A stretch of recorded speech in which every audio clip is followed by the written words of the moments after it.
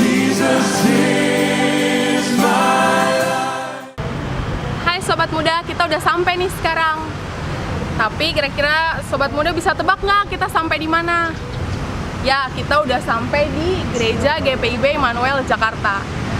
Seperti episode Siraman Rohani bareng GP minggu yang lalu, di mana kita mengunjungi gereja-gereja GPIB bersejarah di Jakarta. Minggu lalu di GPIB Tugu Jakarta dan minggu ini di GPIB Immanuel Jakarta. Sobat Muda, kira-kira tahu nggak sih kapan GPIB Immanuel Jakarta ini dibangun? GPIB Immanuel Jakarta ini dibangun atas dasar kesepakatan umat reformasi dan umat Lutheran di Batavia.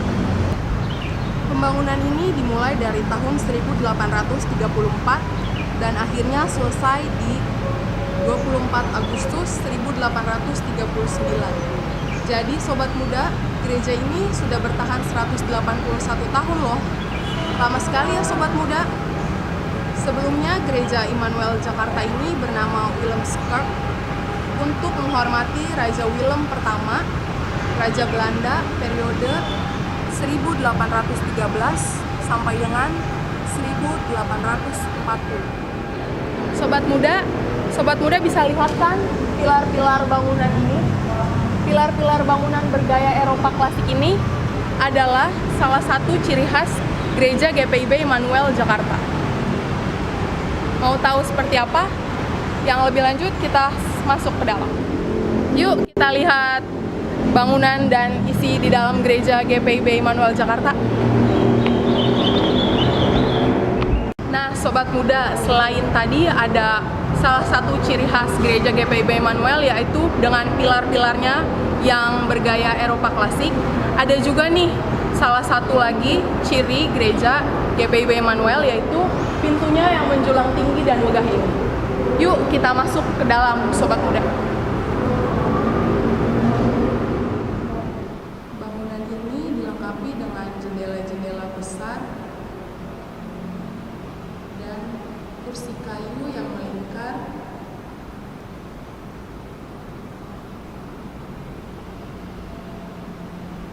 Lalu ada mimbar yang bertahan dari bumi. Nah, awalnya nih Sobat Muda, mimbar ini merupakan kursi VIP untuk Raja Ratu atau keluarga kerajaan. Dan lebih uniknya lagi nih Sobat Muda, di gereja ini ada organ pipa terbesar di dunia atau biasa disebut orgel yang sudah bertahan sekitar 178 tahun. Oh iya Sobat Muda, perlu diketahui, orgel ini hanya ada 3 di dunia loh. Dan salah satunya di Gereja Immanuel ini.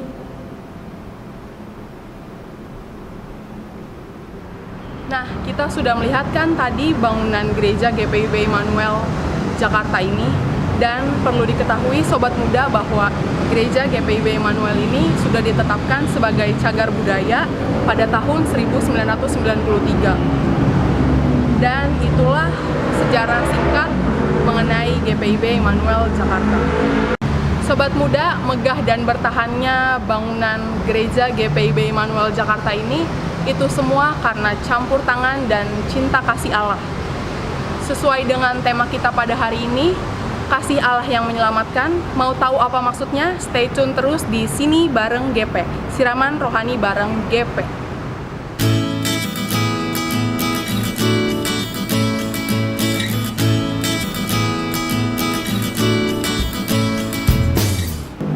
Oke Sobat Muda, pagi ini kita kembali lagi bersama Ibu Pendeta Febriola Waluyopiris di Siraman Rohani bareng GP.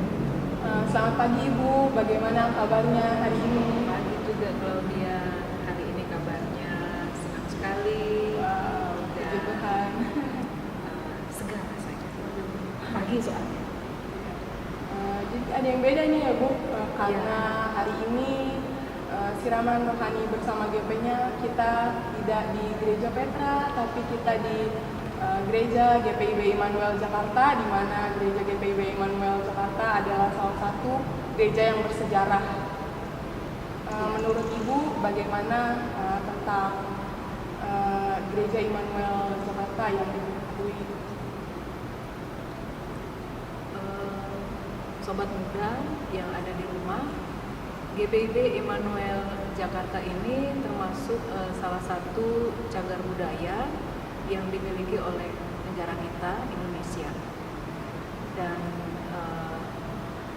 GPIB Immanuel ini juga sudah dibangun sejak tahun 1800-an atau abad ke-18. Jadi sudah sangat lama sekali bangunan gereja ini dibangun. Karena itu kita sebagai warga masyarakat Republik Indonesia, bahkan secara khusus sebagai umat Kristen, kita patut bersyukur bahwa GPIB Immanuel Jakarta ini menjadi salah satu tanda keajaiban Tuhan bagi kita semua, khususnya di Indonesia, bahwa penyertaan Tuhan bagi pemberitaan Injil yang ada di Indonesia, secara khusus juga di Jakarta ini, ditandai dengan dibangunnya gedung gereja yang besar dan megah ini. Meskipun demikian, kita sebagai warga masyarakat Republik Indonesia dan juga sebagai umat Kristen, secara khusus juga sebagai sobat muda, kita harus bisa ikut menjaga kelestarian gedung gereja ini.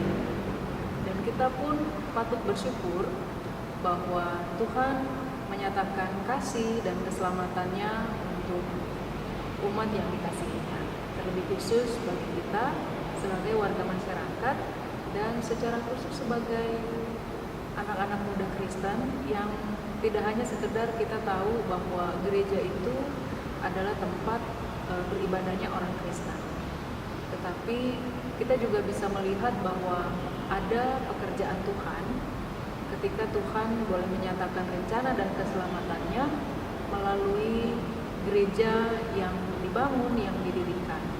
Atas dasar itulah kita semua patut bersyukur kepada Tuhan. Dan tidak hanya di GPIB Immanuel Jakarta ini saja, pasti Claudia dan sobat muda minggu yang lalu, kalau nggak salah lokasinya di mana kita? Ini udah kebetulan udah lokasi kedua untuk di gereja bersejarah. Minggu lalu itu kita siraman rohani bareng GP-nya di GPIB Tugu Ibu Jakarta Utara. Itu juga salah satu gereja GPIB yang bersejarah. Ya. Jadi selain GPIB Tugu ada juga GPIB Immanuel Jakarta ini. Jadi sobat muda, kalau sobat muda kepingin tahu, kepo sedikit ya dengan gereja GPIB yang bersejarah khususnya yang ada di Jakarta. Jadi tetap ikuti acara kita ini, siraman rohani bareng GP di minggu-minggu yang akan datang. Berdirinya gereja GPIB Immanuel ini dan beberapa gereja bersejarah juga itu semua berkat cinta kasih Tuhan, berkat kasih dan campur tangan Tuhan juga Ibu. Makanya sampai sekarang gereja GPIB Immanuel ini masih tetap berdiri. Berbicara tentang kasih, sesuai dengan tema bacaan kita pada pagi hari ini, yaitu tentang kasih yang menyelamatkan. Siraman rohani kita pada pagi hari ini temanya tentang kasih yang menyelamatkan, yang diambil dari 2 Petrus 1 ayatnya yang ke-3 sampai dengan ayatnya yang ke-9. Sebelum kita memasuki dalam bacaan firman Tuhan kita pada pagi hari ini, boleh saya minta Ibu untuk berdoa? Boleh, Pak. Sobat muda yang ada di rumah, sebelum kita membaca dan kita merenungkan firman Tuhan saat ini, mari kita berdoa. Bapa Surgawi, di dalam Tuhan kami Yesus Kristus, terpujilah namamu ya Tuhan. Pada saat ini kami kembali menikmati berkat Tuhan, kami kembali menikmati anugerah daripada Tuhan, yaitu nafas kehidupan kami. Dan sebagai ungkapan syukur hati kami rindu untuk kembali lagi belajar dari firman Tuhan yang pada saat ini kami akan membaca dan merenungkannya. Biarlah kuasa Roh Kudus daripada Tuhan memampukan kami untuk kami dapat menghayati firman Tuhan dan juga melakukannya dalam kehidupan beriman kami setiap hari, secara khusus sebagai anak-anak muda Kristiani dimanapun kami berada. Terima kasih Tuhan, inilah doa kami. Di dalam nama Tuhan Yesus kami berdoa. Amin. Ya, Sobat Muda, pembacaan kita saat ini terambil dari 2 Petrus pasal 1 ayat 3 sampai dengan ayat 9. Saya akan membacakannya secara bergantian dengan Claudia. Demikian firman Tuhan. Panggilan dan pilihan Allah. Karena kuasa ilahinya telah menganugerahkan kepada kita segala sesuatu yang berguna untuk hidup yang saleh oleh pengenalan kita akan Dia yang telah memanggil kita oleh kuasanya yang mulia dan ajaib. Dengan jalan itu, Ia telah menganugerahkan kepada kita janji-janji yang berharga dan yang sangat besar, supaya olehnya kamu boleh mengambil bagian dalam kodrat ilahi dan luput dari hawa nafsu duniawi yang membinasakan dunia. Justru karena itu kamu harus dengan sungguh-sungguh berusaha untuk menambahkan kepada imanmu kebajikan, dan kepada kebajikan pengetahuan, dan kepada pengetahuan penguasaan diri, kepada penguasaan diri ketekunan, dan kepada ketekunan kesalehan, dan kepada kesalehan kasih akan saudara-saudara, dan kepada kasih akan saudara-saudara, kasih akan semua orang. Sebab apabila semuanya itu ada padamu dengan berlimpah-limpah, kamu akan dibuatnya menjadi giat dan berhasil dalam pengenalanmu akan Yesus Kristus Tuhan kita. Tetapi barang siapa tidak memiliki semuanya itu, ia menjadi buta dan picik karena ia lupa bahwa dosa-dosanya yang dahulu telah dihapuskan. Ya, baik, ini pembacaan kita pada pagi hari ini, Bu. Kalau saya mau bertanya sama Ibu, Boleh. konteks dari bacaan kita pada pagi hari ini kira-kira apa sih, Bu? Ya. Untuk surat Petrus ini, Claudia dan juga Sobat Muda, kalau kita ingin melihatnya, surat ini ditujukan kepada siapa? Jadi surat ini ditulis oleh Rasul Petrus yang ditujukan kepada orang-orang pendatang yang tersebar di Pontus, Galatia, Kapadokia, Asia Kecil, dan Bitinia. Kita bisa mendapatinya itu di 1 Petrus pasal 1 ayat 1. Ya. Jadi surat Petrus ini ditujukan kepada mereka yang merantau dan itu tersebar di kota-kota seperti Pontus, Galatia, Kapadokia, Asia Kecil, dan Bitinia. Ya. Jadi pada waktu itu, pada masa itu, atau pada saat surat ini dikirim kepada mereka, situasi orang-orang pendatang ini yang adalah orang-orang bukan Yahudi. Ya, jadi mereka ini bukan keturunan Yahudi. Ya. Mereka ini sedang berada di dalam tekanan yang sangat berat. Mereka berada di dalam tantangan. Mereka berada di dalam kesulitan yang berat. Mereka tidak bisa leluasa beribadah. Mereka tidak bisa leluasa untuk melayani Tuhan, memuji dan memuliakan Tuhan. Kenapa? Karena keyakinan iman mereka di hadapan Tuhan. Karena mereka adalah pengikut-pengikut Kristus.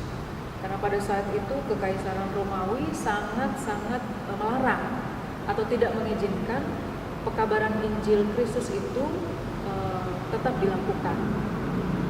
Karena mereka berada dalam tekanan, mereka berada di dalam kesulitan, sehingga membuat mereka pastinya Claudia, kalau kita berada dalam tekanan, lama-kelamaan kita akan apa yang kita rasakan? Bingung, terus pastinya kan putus asa, kita nggak bersemangat lagi. Karena itu Rasul Petrus menulis dan mengirim surat kepada mereka untuk menguatkan kembali semangat mereka, untuk meneguhkan kembali iman percaya mereka, supaya dalam tantangan yang berat, seberat apapun, kesulitan yang sebesar apapun, mereka harus tetap setia kepada Tuhan. Mereka harus tetap taat dan beriman kepada Tuhan Yesus Kristus, meskipun mereka harus berhadapan dengan maut sekalipun. Mereka dianiaya, mereka dimusuhi, mereka dibenci, mereka tetap harus beriman kepada Tuhan. Jadi itu konteks umum, ya, konteks umum dari surat 1 dan 2 Petrus ini. Untuk pembacaan kita di pasal yang kedua ini dalam 2 Petrus pasal 1, ya.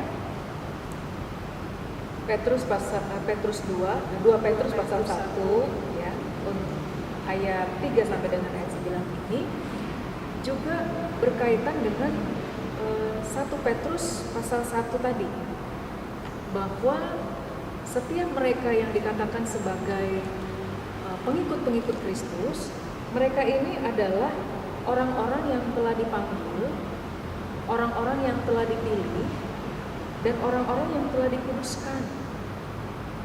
Dan orang-orang yang telah dipanggil, dipilih, dan dikuduskan ini bukan karena kemampuan mereka, bukan karena kehebatan mereka, tetapi karena Allah berkenan menyelamatkan mereka.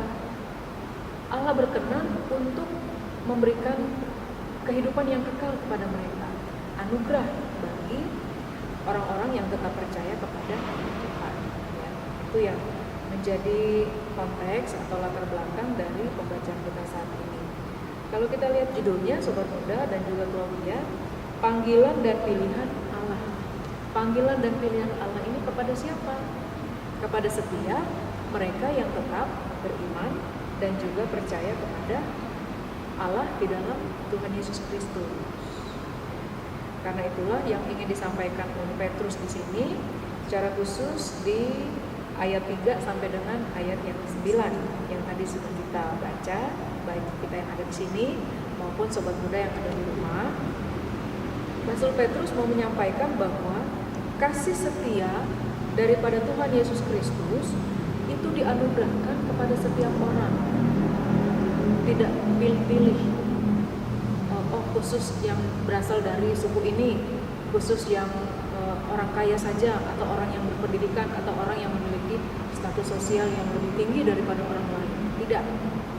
Tetapi ketika Allah di dalam Tuhan Yesus Kristus berkenan memanggil saya, memanggil Claudia, memanggil siapa saja, mungkin dalam pandangan kita, kok bisa ya orang seperti ini dipilih oleh Allah, dipilih oleh Tuhan untuk menjadi pelayan, untuk menjadi panitia misalnya, atau dipercayakan dalam suatu tugas dan tanggung jawab yang sebetulnya kita lihat itu bisa dia sih yang harus dipilih, padahal banyak orang lain kok, tapi kenapa mesti dia? Jadi Allah melihat, Allah memanggil, dan Allah menetapkan siapa saja yang berkenan di hadapannya, meskipun dalam pandangan manusia tidak seperti itu atau berbeda. Karena itu Rasul Paulus di sini menekankan bahwa setiap orang percaya dipanggil untuk menjadi berkat. Karena mereka dipanggil untuk menjadi berkat, mereka telah ditetapkan, mereka telah dikuduskan, maka tidak boleh menjalani kehidupan itu dengan semau-mau gue atau mau sendiri. Harus tetap ada aturannya. Aturannya apa tuh? Harus tetap takut akan Tuhan. Jadi seperti itu yang bisa saya sampaikan buat Claudia dan juga sobat muda tentang latar belakang ataupun konteks dalam bacaan kita. Nah, kalau untuk maknanya Ibu dari pembacaan kita, ya, kan tadi panggilan dan pilihan Allah, nah maknanya itu apa? Ya. Nah, sobat muda, begitu juga dengan Claudia. Tadi yang ditanyakan oleh Claudia, maknanya dalam pembacaan kita ini. Rasul Petrus mengajak kita semua untuk yang pertama, kita harus memahami bahwa kita semua dipanggil dan dipilih serta dikuduskan untuk menjadi apa, sobat muda? Untuk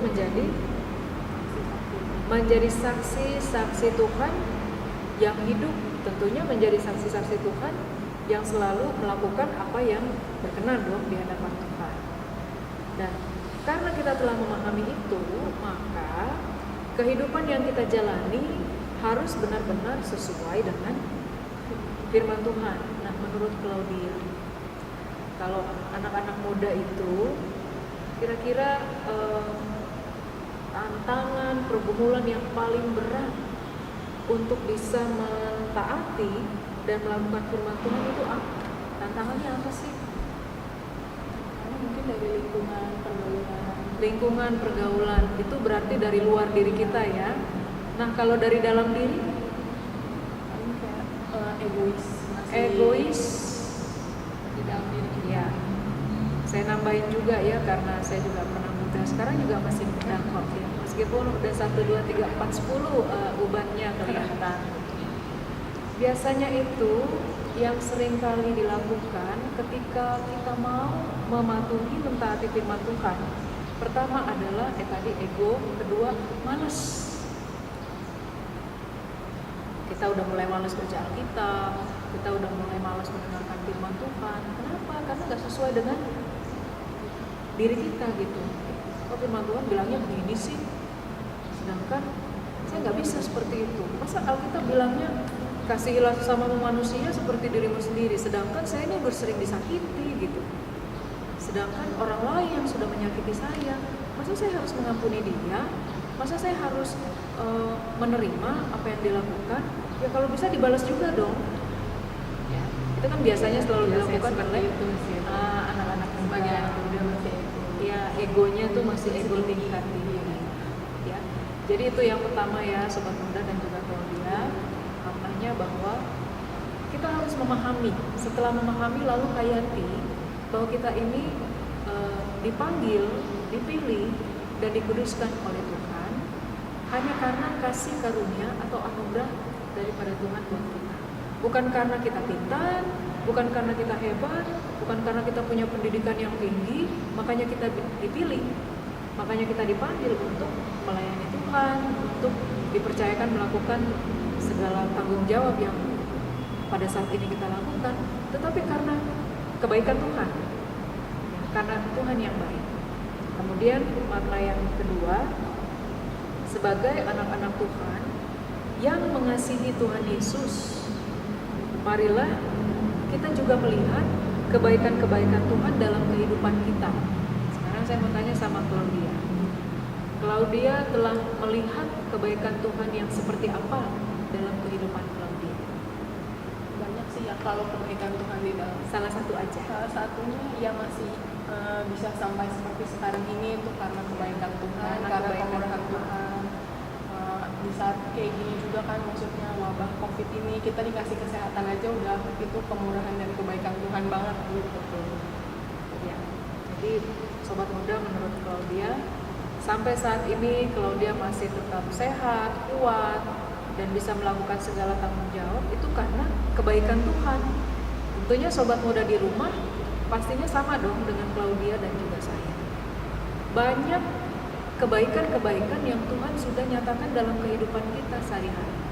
Jadi sobat muda, kalau saat ini sobat muda sedang dirundung dengan suatu persoalan pribadi, misalnya diputusin pacar, atau mungkin kita nggak bisa melepaskan diri yang namanya narkoba, miras, atau juga pergaulan bebas yang lainnya yang kita tahu dan kita sadari itu bertentangan dengan firman Tuhan.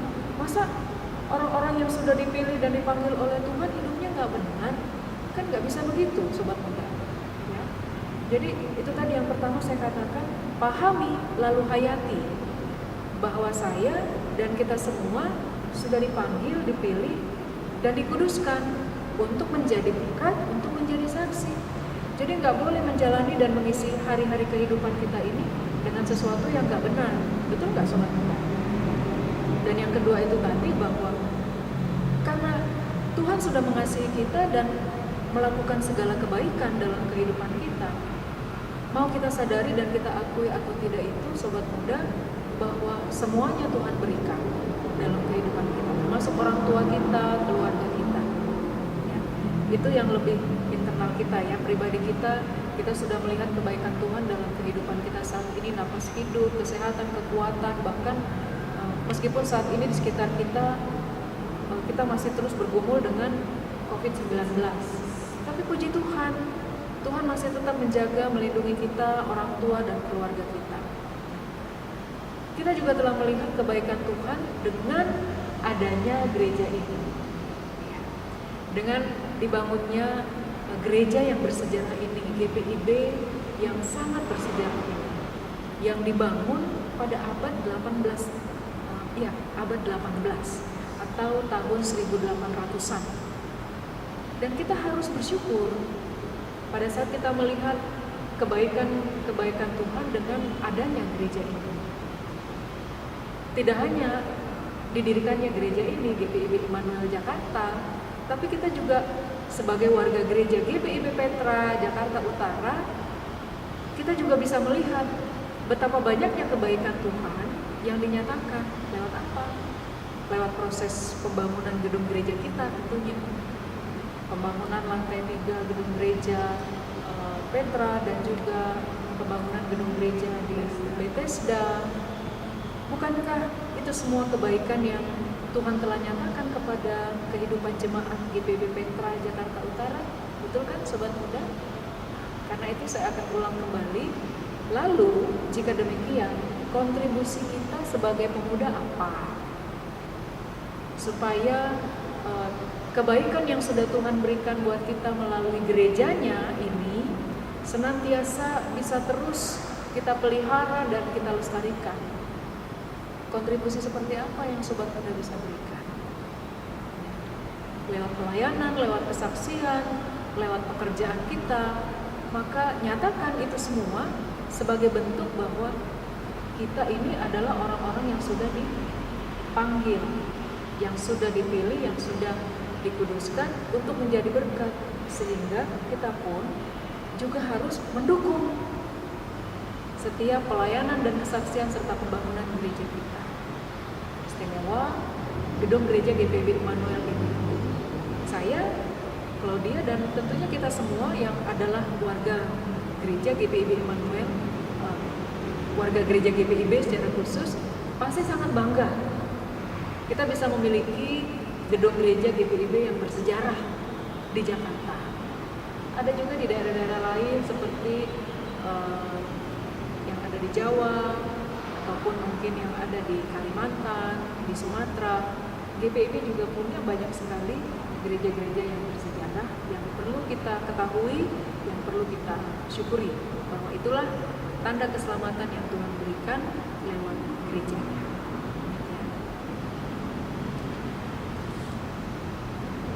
Lalu kalau dari pembacaan kita kan tadi udah kita bisa ada maknanya bahwa kita ini sebagai umat pilihan Tuhan, Tuhan sudah menyatakan kebaikan untuk dalam diri kita. Pesannya untuk kita para sobat muda, kira-kira dari bacaan kita pada hari ini.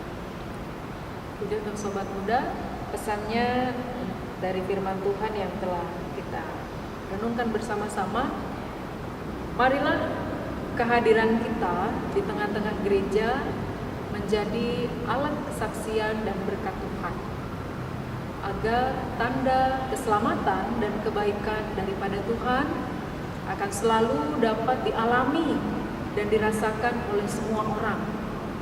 Karena Allah di dalam Tuhan Yesus Kristus telah memanggil, memilih, bahkan menguduskan kita semua untuk menjadi alat kesaksian di tangan-Nya, untuk memuliakan nama Tuhan lewat hidup dan kehidupan kita.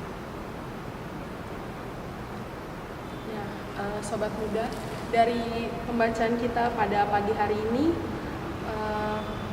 ada beberapa kesimpulan. Yang pertama itu bahwa kita sebagai umat, sebagai anak-anak muda yang dipilih dan dipanggil oleh Tuhan, kita harus tetap selalu setia mengandalkan Tuhan, baik di dalam kehidupan kita hari lepas hari, bahkan di dalam kehidupan kita di masa muda.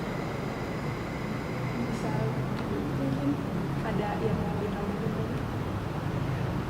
Saya rasa cukup ya buat sobat muda yang ada di rumah. Biarlah firman Tuhan yang kita sama-sama renungkan saat ini akan semakin menguatkan kita dan memampukan kita untuk menjadi orang-orang yang tetap setia dan beriman kepada Tuhan, bahkan juga tetap melakukan apa yang berkenan berkenan di hadapan Tuhan dimanapun kita berada.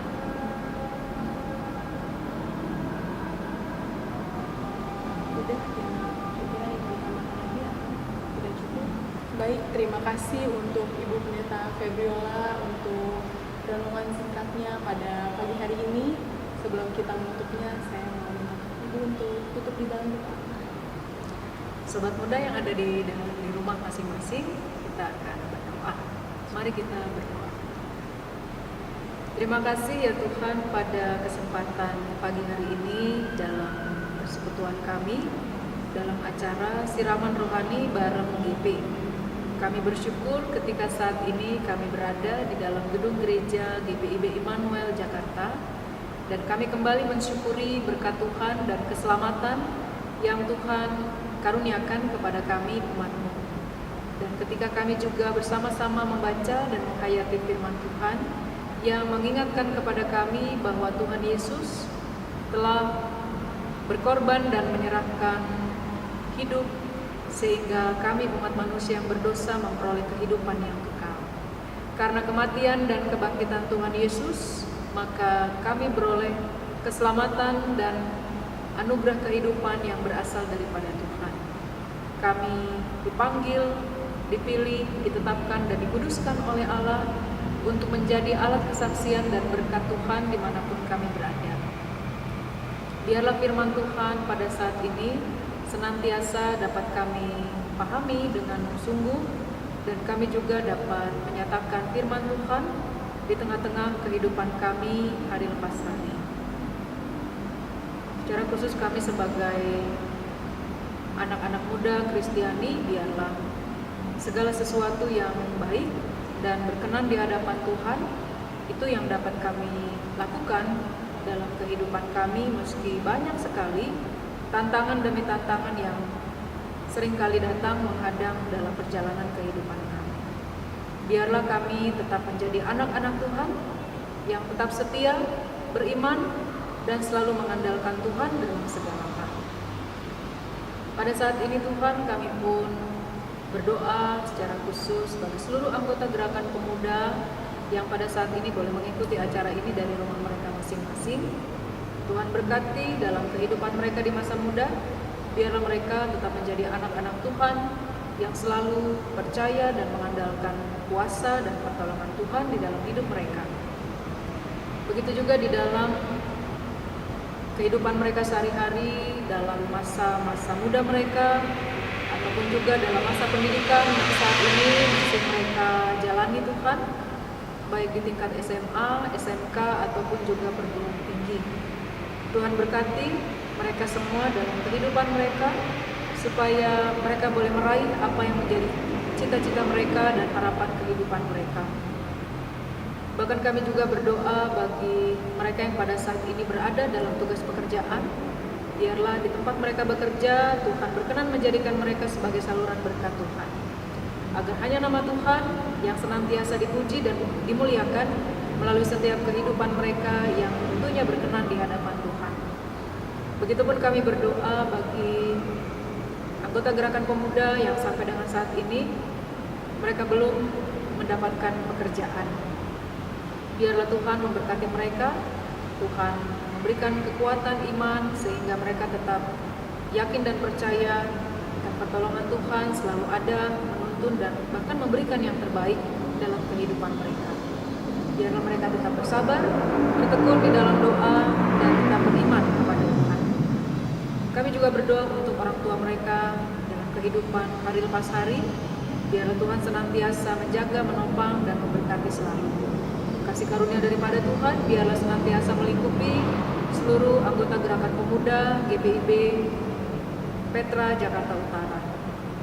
Bahkan ketika saat ini kami boleh mengingat rayakan pertambahan usia Pelkat Gerakan Pemuda GPIB, biarlah kasih karunia daripada Tuhan dan penyertaan Tuhan akan senantiasa menyertai dan menuntun pelayanan yang ada dalam lingkup Pelkat Gerakan Pemuda GPIB dimanapun berada. Secara khusus untuk Pelkat Gerakan Pemuda GPIB Petra Jakarta Utara, biarlah Tuhan senantiasa memberkati semangat dan sukacita serta hikmat daripada Tuhan kiranya bertambah-tambah, Tuhan selalu limpahkan sehingga tetap ada damai sejahtera dan ungkapan syukur yang boleh dirasakan di dalam melaksanakan setiap pelayanan dan kesaksian di tengah-tengah pelayanan kategorial Gerakan Pemuda GBIB Petra Jakarta Utara secara khusus.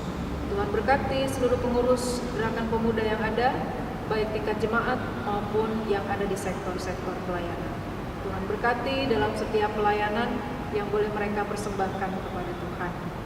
Begitu kami berdoa juga ya Tuhan bagi seluruh anggota Gerakan Pemuda dalam kehidupan mereka saat ini, dalam pergumulan mereka dan tantangan kehidupan mereka, atau juga di tengah-tengah pergaulan mereka saat ini, biarlah Tuhan tetap melindungi dan Tuhan tetap menjaga sehingga seluruh anggota Gerakan Pemuda dimanapun mereka berada dan apapun yang mereka lakukan, biarlah segala sesuatu yang baik dan berkenan di hadapan Tuhan itu yang selalu mereka lakukan di tengah-tengah kehidupan mereka. Kami juga berdoa Tuhan untuk acara siraman rohani bareng Pelkat GP ini. Tuhan berkati, biarlah acara ini Tuhan boleh menjadi berkat bagi seluruh anggota Gerakan Pemuda dimanapun berada. Begitupun kami berdoa untuk tim multimedia dan juga Claudia sebagai host dalam acara hari ini Tuhan. Berkati setiap pelayanan yang boleh kami persembahkan kepada Tuhan dan biarlah nama Tuhan senantiasa dipuji dan dimuliakan.